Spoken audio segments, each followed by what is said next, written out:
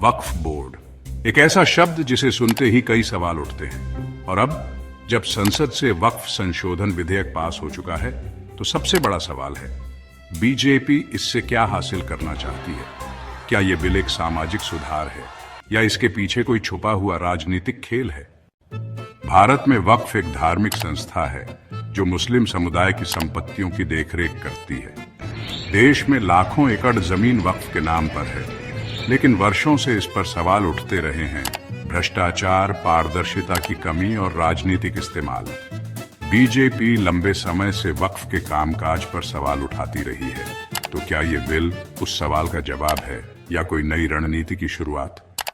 इस संशोधन बिल में कुछ बड़े बदलाव किए गए हैं। वक्फ संपत्तियों के रजिस्ट्रेशन की प्रक्रिया सख्त होगी, अनियमित संपत्तियों की जांच होगी, स्थानीय लोगों को जानकारी देने की जिम्मेदारी तय होगी। ये प्रावधान सुनने में सही लगते हैं, लेकिन सवाल ये है, क्या ये कानून पारदर्शिता बढ़ाने के लिए है या नियंत्रण के लिए?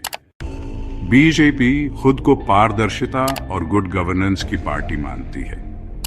इस बिल से वो अपने समर्थकों को ये दिखाना चाहती है कि वो किसी धर्म से ऊपर राष्ट्रहित को रखती है। इसके अलावा विपक्ष को धार्मिक तुष्टीकरण की राजनीति करने वाला दिखाना बीजेपी के एजेंडे में हमेशा से रहा है, और वक्फ बिल से उन्हें ये नैरेटिव और मजबूती से कहने का मौका मिल गया है। लेकिन क्या ये सिर्फ वोट बैंक की राजनीति है या इससे कुछ सच में बदलेगा?